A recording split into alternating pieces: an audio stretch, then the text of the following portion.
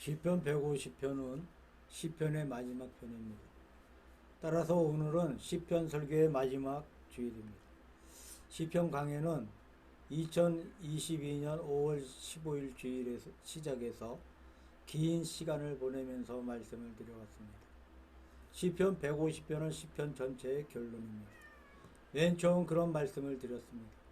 시편 1편은 시편 전체의 서론이고 시편 150편은 시편 전체의 결론의 말씀에 속합니다. 시편은 전체가 모세 오경을 따라서 5권으로 나누어져 있습니다. 시편 150편은 동시에 마지막 5권의 결론입니다. 시편 146편에서 156편까지는 할렐루야로 시작하고 할렐루야로 끝나는 할렐루야 시편에 속한다고 말씀을 드렸습니다. 또한 시편 150편은 할렐루야 시편의 결론입니다. 그러니까 시편 150편은 할렐루야 시편의 결론이고 시편 5권의 결론이고 시편 전체의 결론이라고 말할 수가 있습니다.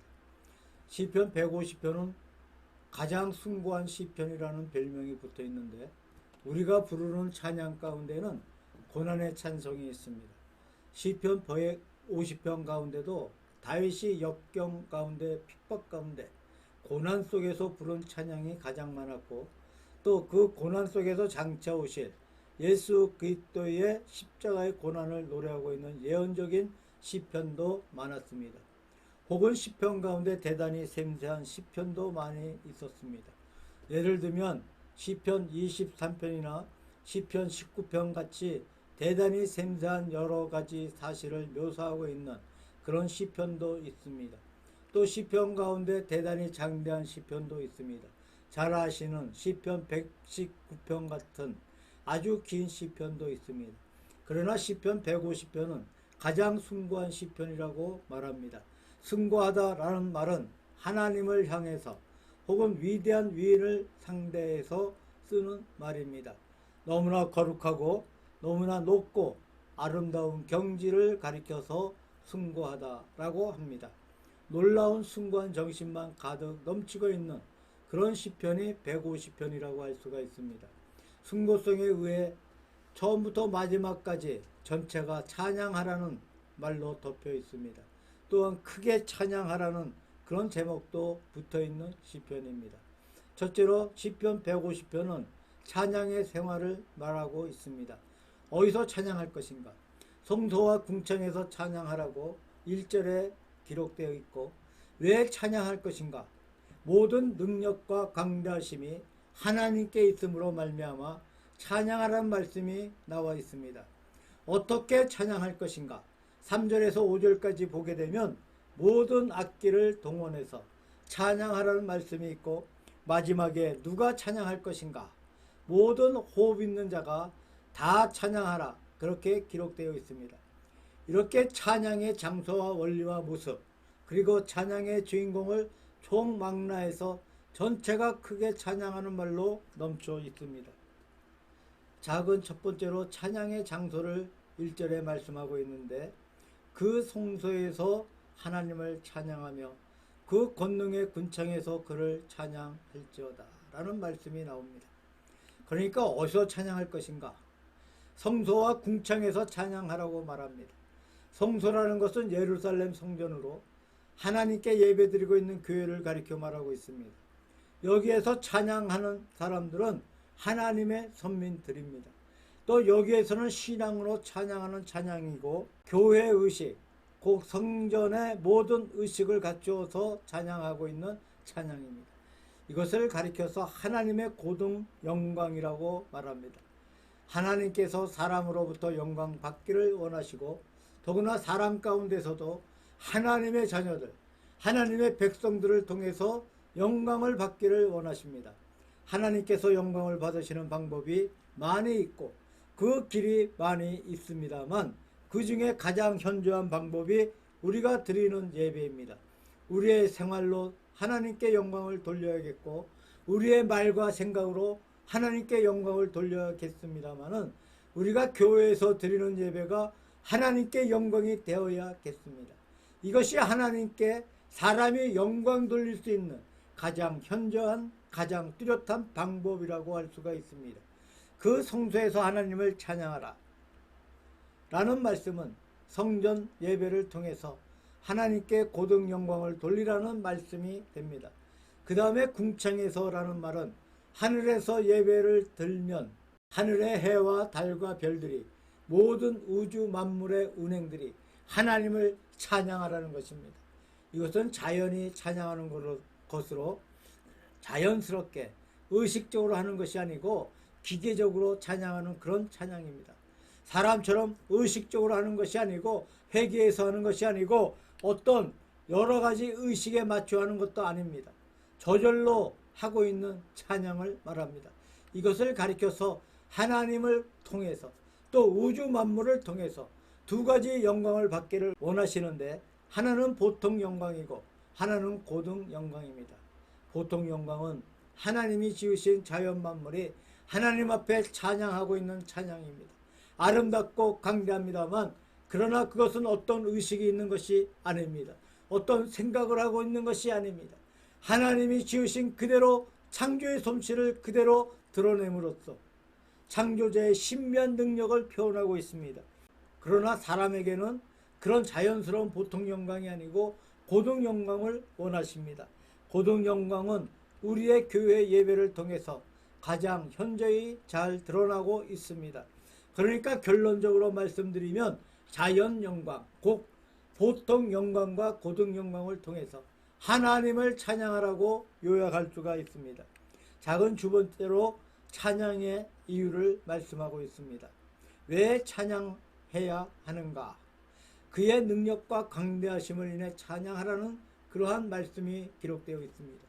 능하신 행동을 인하여 찬양하며 그의 지극히 광대하심을 쫓아 찬양할지어다. 하나님의 크신 능력을 우리가 생각할 때에 그 능력이 얼마나 큰지 모릅니다. 어떤 분이 그런 말을 했습니다만, 이 우주 만물이 그렇게 많지만 그 모든 물건은 결국 요약하면 90몇 가지 되는 원소로 집약할 수 있다고 합니다. 이 원소 하나하나가 어떻게 되고 있는가? 그 속에 전자와 핵이 있습니다. 전자와 핵이 무엇입니까? 전기를 가리킵니다. 전기는 무엇을 말합니까? 힘을 말하고 있습니다. 힘은 무엇입니까? 바로 하나님이십니다. 그러니까 우주 만물의 전체는 그 힘이 넘치고 있다는 것이에요. 이렇게 우주의 근본을 힘으로 설명하고 있는 분이 있습니다. 우리 성경 말씀 가운데 능력이란 낱말에 제일 대표적으로 사용되고 있는 것이 디나미스라는 말인데, 이 디나미스라는 말에는 다이나마이트라는 폭발한다는 말이 나온 것입니다. 노벨 박사가 다이나마이트를 발견하고 폭약을 만들었는데, 나중에 이것이 대포 같은 무서운 무기로 사용되어지고 사람을 죽이는 데 사용되고 있을 때 그런 마음의 가책을 느꼈습니다. 자기가 만든 폭약이 그렇게 사람을 죽이는 데 사용되니까 내가 여기서 버는 모든 돈을 인간의 평화를 위해서 써야 되겠다라고 해서 노벨상을 만들었다는 그런 이야기가 있습니다. 디나미스는 폭발하는 굉장한 힘, 그러나 모든 힘을 대표하고 있습니다. 사실 이 디나미스라고 하는 낱말의 원래의 뜻은 자연의 힘입니다. 예를 들면 봄의 씨앗을 땅속에 묻어두면 봄의 열기를 받아서 발아해 올라오는 것을 보면 그 위에 있는 흙을 뚫고 그 속에서 움이 터 나옵니다. 땅을 뚫고 나오는 것을 봅니다. 돌 위에 씨앗이 떨어졌을 때 그것이 커서 뿌리가 내려갈 때 반석을 쪼개는 것을 볼 수 있습니다. 제가 10년 전에 동해 사막 귀수방 아파트 상가에서 개척했을 때 무능 계곡에 자주 올라간 적이 있습니다. 소나무가 엄청나게 큰 바위를 파고 뿌리를 내렸어요. 얼마나 자연의 힘이 큰지 모릅니다. 그 반석 사이에 물이 들어가면 겨울에 그 물이 얼게 되고 그것으로 얼음이 팽창해서 바위가 갈라지는 것을 보게 됩니다. 이것이 모두 자연의 힘입니다. 하나님께서 지으신 우주 만물에 자연의 힘이 가득 차 있습니다. 사실 인간이 만든 어떤 폭발력보다도 그 자연의 힘이 비교할 수 없이 크다고 할 수가 있습니다. 그러므로 능력이란 하나님의 것이라고 할 수가 있습니다. 또 지극히 광대하심을 쫓아 찬양할지어다 라고 말씀했습니다. 사람의 세계도 그 능력을 발휘할 수가 있습니다. 그러나 하나님의 능력의 폭은 얼마나 광대한지 몰라요. 아직도 사람들이 우주가 크다는 것은 알지만 얼마나 큰지는 모릅니다. 우리의 상상 밖의 큰 우주입니다. 너무나 크고 너무나 광대하고 너무나 넓어서 우주의 크기가 얼마나 되는지 모릅니다. 하나님은 능력의 하나님이시고 하나님은 광대하신 하나님이십니다. 그래서 하나님을 찬양해야 한다고 말하고 있습니다. 작은 세 번째로 찬양의 방법, 수단을 말하고 있습니다. 각종 악기를 사용해서 어떻게 찬양할 것인가, 이것을 3절에서 5절까지 말씀을 통해서 찬양의 방법을 말씀하고 있습니다. 나팔 소리로 찬양하라. 비파와 수금으로 찬양하라. 소고치며 춤추며 찬양하며 현악과 퉁소로 찬양할지어다. 큰 소리 나는 재금으로 찬양하며 높은 소리 나는 재금으로 찬양할지어다 하면서 악기들이 쭉 나열되고 있습니다. 요즘은 성경에 나와 있는 악기의 종류보다 훨씬 많은 악기가 있어요. 모든 나라마다 나름대로의 악기 종류가 많은데 그것을 전부 합하면 아마 굉장한 숫자라고 생각됩니다. 그 굉장한 종류의 악기가 전부 달라요. 무엇인가 조금씩 다르게 되어 있어요. 마치 사람의 음성이 그것과 같습니다. 흔히 전화를 하면 당장 상대가 누구인지 알아냅니다. 우리의 음성이 형용해서 말하기 어렵지만 전부가 특색이 있어요. 더구나 장님은 소리만 들어도 누구인지 당장 알아채. 소리가 전부 다르다는 얘기입니다. 이것처럼 많은 악기가 전부 다르게 되어 있어요. 다양한 악기를 가지고 혹은 높게 혹은 낮게 가늘게 굵게 청하게 둔하게 여러 가지 소리로 하나님을 찬양하라고 말씀하고 있습니다. 하나님의 크신 능력은 그 많은 악기를 전부 동원시킨다고 하더라도 다 찬양하지 못합니다. 다 찬양해 낼 도리가 없어요. 그저 일부를 나타내고 있음에 지나지 않습니다. 하여튼 각자가 생겨있는 그대로 타고난 소리, 그 재능 그대로 하나님 앞에 찬양하라는 말씀입니다. 작은 네 번째로 찬양의 주인공을 말하고 있는데 6절에 보니까 호흡이 있는 자마다 여호와를 찬양할지어다 라고 말씀하고 있습니다. 자연 만물이 찬양하고 인간이 찬양하고 새들이 찬양하고 동물들이 찬양합니다. 호흡이 있다는 것은 생명이 있다는 뜻입니다. 이 생명도 종류가 참 많습니다. 이 모든 생명들이 하나님을 찬양하는 가운데 있습니다. 어떤 시인이 인생의 어려운 벽에 부딪혀 비관하며 자살하려고 비장한 마음으로 산속에 들어갔습니다. 들어가 보니까 상중의 호숫가에 있는 나무에 조그만 새들이 제잘거리며 지저귀고 있는 모습을 가만히 듣고 있으니 그 속에 무엇인가 자기의 귀에는 하나님을 찬양하는 것 같은 그런 소리를 느꼈다고 합니다. 저 작은 비물들이 내게 비하면 좋은 조건이 전혀 없는 아주 나쁜 조건인데도 저렇게 하나님을 찬양하고 있는데 나는 거기에 비교할 수 없는 은혜를 많이 받은 인간인데 죽으려고 하는 것은 부끄러운 생각이다 라고 하며 그는 회개하고 내려와서 하나님 앞에 은혜를 받아서 하나님을 찬양하는 시를 지었다는 이야기를 들었습니다. 작은 새소리 속에서 하나님을 찬양하는 음성을 깨닫고 자살을 중지했다는 것입니다. 모든 호흡 있는 것이 새든지 사람이든 동물이든 귀한 음성들로 하나님을 찬양하고 있습니다. 시편 150편은 온통 우주 만물 전체가 다 앞에서 하나님을 크게 찬양하며 할렐루야로 시작하고 할렐루야로 끝나면서 찬양으로 시편 전체를 마감하고 있습니다. 우리 삶이 하나님 앞에 찬양하는 것으로 끝났으면 좋겠습니다. 어떤 환자가 병원에 입원했는데 의사가 진단을 해보니까 생명이 얼마 남지 않은 것 같습니다. 의사는 고개를 까웃덩거리며 밖으로 나갔습니다. 의사의 태도가 심상치 않아 환자가 의사를 부릅니다. 제 몸이 어떠하길래 그렇게 근심하고 나가십니까? 의사가 머뭇거리며 무언지 회피하며 말을 해주지 않습니다. 눈치를 채고 환자가 하는 말이 괜찮습니다. 내게 무슨 말을 해도 괜찮으니 걱정하지 말고 사실대로만 말씀해 주십시오. 그래야 나도 마음의 준비를 하지 않겠습니까? 라고 했습니다. 그러자 의사는 사실대로 말합니다. 당신의 생명이 앞으로 1시간밖에 남지 않았습니다. 그렇게 선언을 합니다. 환자는 내가 1시간 동안 무엇을 할 것인가? 라고 생각을 하고는 침상에 당전히 앉아 숨이 끊어질 때까지 자기의 소리를 다해서 하나님을 찬양했다는 얘기가 있습니다. 내가 최후의 1시간을 하나님 앞에 찬양하는 것을 끝내겠다 하는 것이죠. 제가 여의도 순복음교회 처음에 철회를 하러 다닐 때 휠체어를 타며 그 나팔 모양 트럼펫을 부는 집사님이 있어요.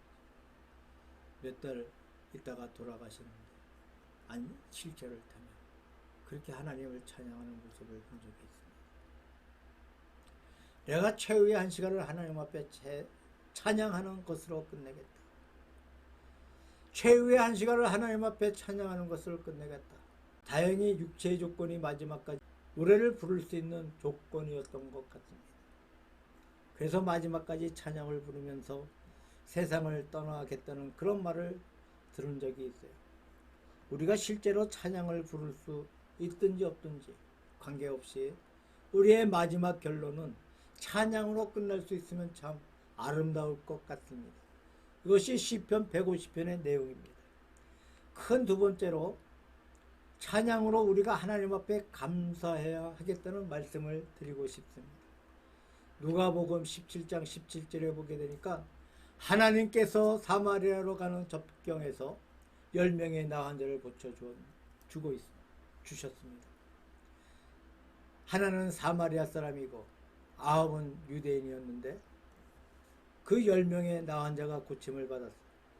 그 중에 9명의 유대인은 감사할 줄 모르고 자기의 길로 빨리 가버렸습니다. 그 중에 한 사람 사마리아 사람이 들어와서 예수님 앞에 감사를 드렸습니다. 그때 예수님께서 하시는 말씀 가운데 10사람이 다 깨끗함을 받지 않았느냐? 그 9은 어디 있느냐? 이 이방인 외에는 하나님께 영광을 돌리려고 돌아온 자가 없느냐? 라고 하신 말씀이 있습니다. 자, 이 말씀의 본질이 무엇입니까? 예수님께서 10사람을 고쳐주셨는데 그들에게 예수님께서 바라고 있는 것이 무엇입니까? 바라는 것이 있었어요. 그것은 감사하는 것입니다. 하나님께서 우리 인간에게 온갖 은총을 다 주시는데 하나님께서 원하고 있는 것은 인간이 하나님 앞에 감사하는 것인 줄로 생각합니다. 우리가 그 외에 어떤 것으로 갖기를 원하는 것은 아닙니다. 감사한 심정만 원하기를 원합니다. 하나님께서 정당하게 우리에게 요구하시는 마땅한 요구인 줄로 생각합니다.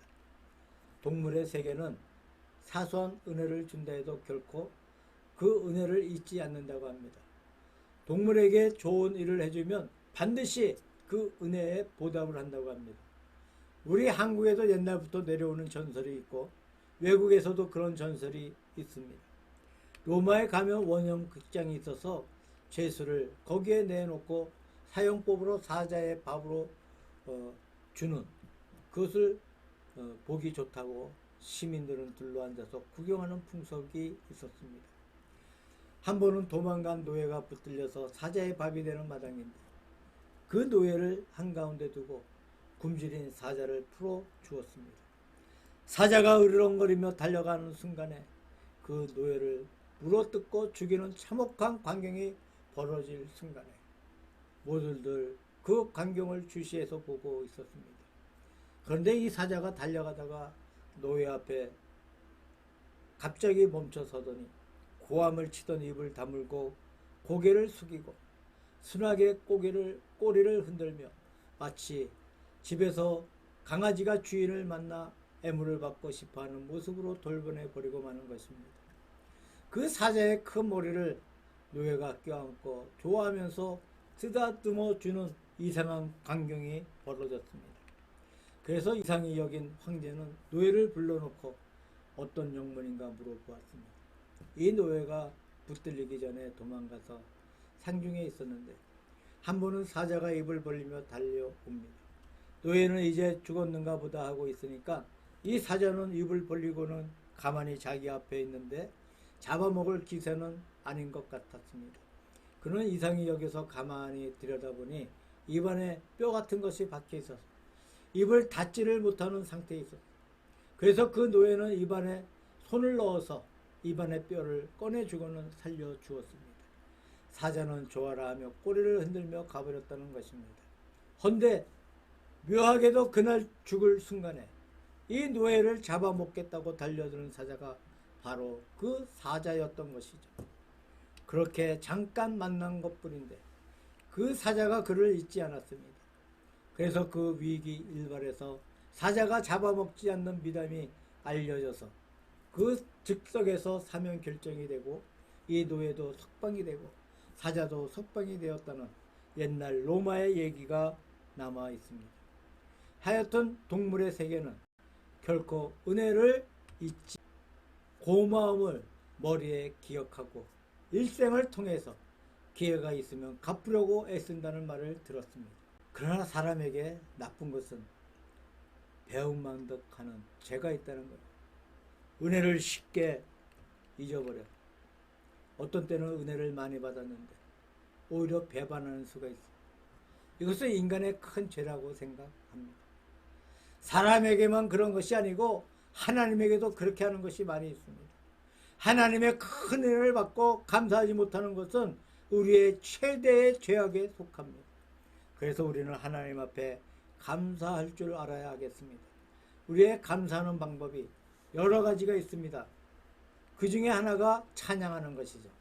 이것은 인간의 마땅한 본분입니다. 우리가 어떤 때 감사할 수 있습니까? 우리의 문제가 해결될 때 감사할 수가 있습니다. 사도행전 16장 25절에 보니까 바울과 실라가 빌립보 감옥에 갇혔을 때 한밤중쯤 되어서 바울과 실라가 오간에서 하나님께 기도하고 찬양을 불렀다는 그러한 기사가 나옵니다. 그때 옥토가 움직이고 결박이 풀어지고 바울이 구원받고 나오는 모습이 기록되어 있습니다. 자, 사도 바울이 빌립보에서 불타가 점치는 여인을 고쳐주고 그것 때문에 그는 매를 맞고 손발이 묶여서 깊은 옥에서 시간을 보낸 것 같습니다. 아마 제 생각에 한밤중까지 바울의 마음속에 해결되지 못한 문제가 있었을 것입니다. 왜 이런 일을 당하는 것일까? 내가 분명히 좋은 일을 했는데 불쌍한 여인을 고쳐주었는데 육신을 고쳐주고 영혼을 고쳐주고 영육간의 구원을 시켜주었는데 상금은 고사하고 이렇게 매를 맞고 결박되어 갇혔으니까 무엇 때문인가? 왜 나에게 이런 것이 온 것인가?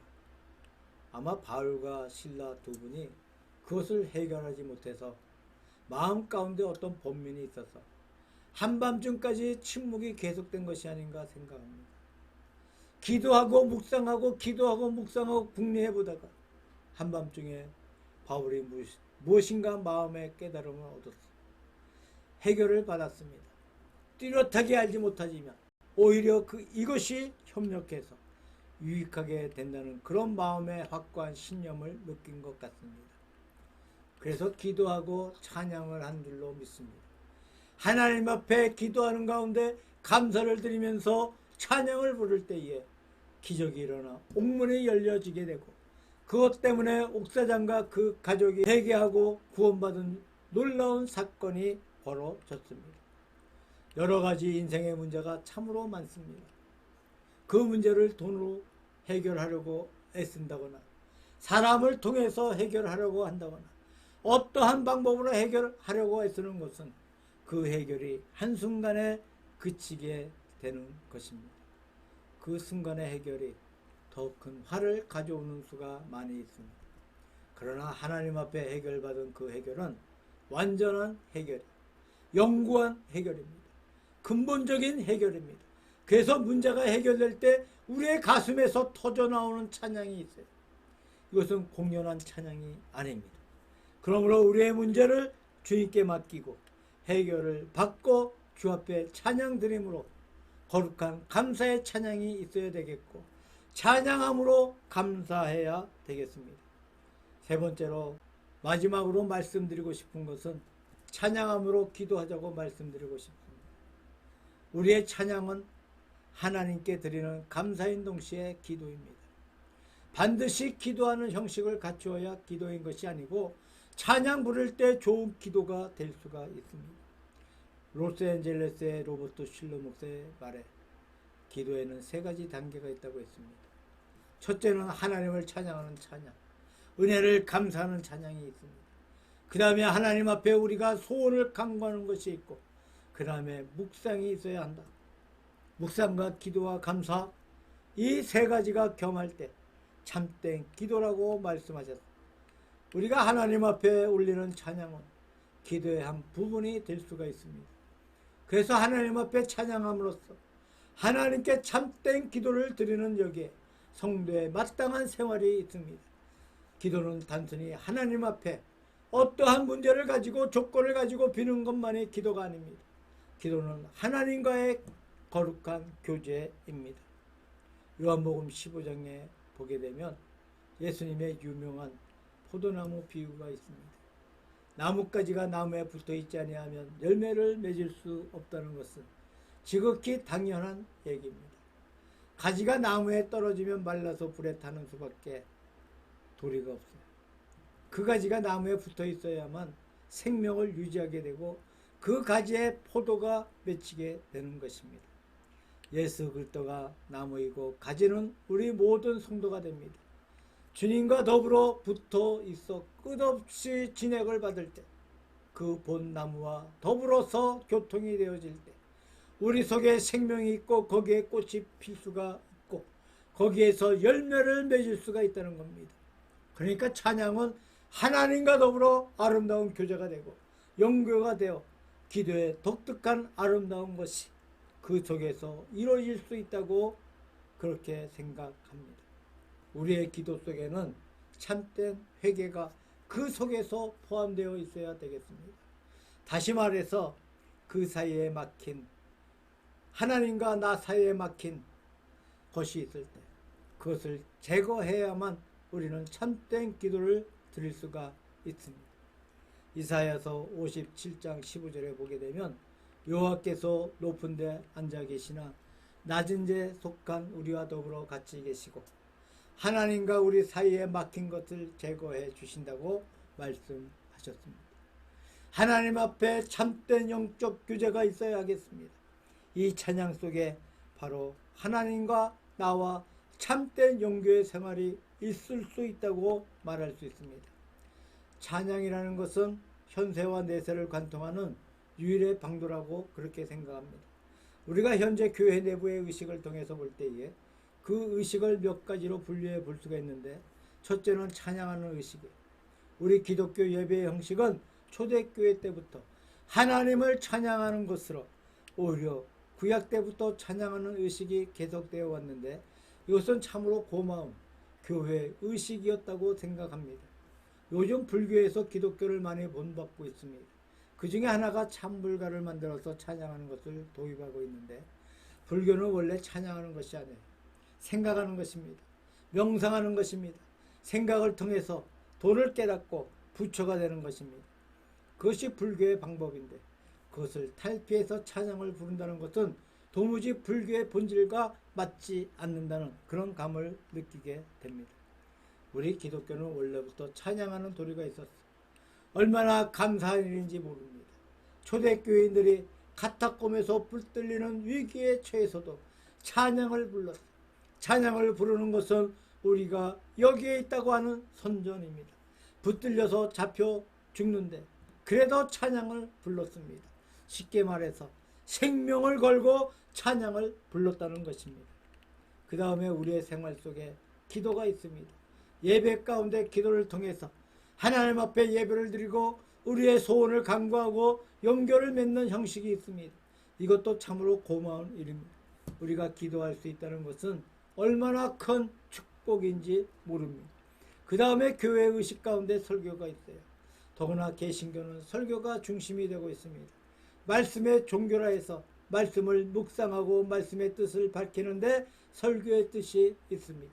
하나님의 나라에 가면 제가 보기에 기도가 없어지든지 그렇지 않으면 기도의 형태가 현세와 달라진다고 믿습니다.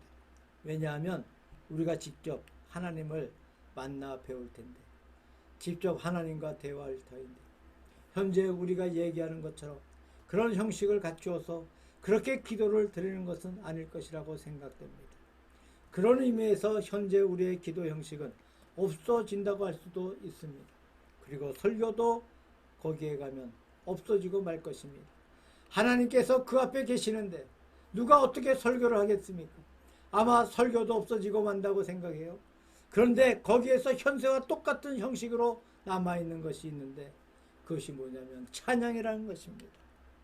요한계시록 전체를 보면 24장로의 찬양이 있고 네 생물의 찬양이 있고 또 모든 성도들이 하나님의 보좌 앞에서 흰옷을 입고 손에 종려가지를 들고 찬양하는 것이 기록되어 있습니다.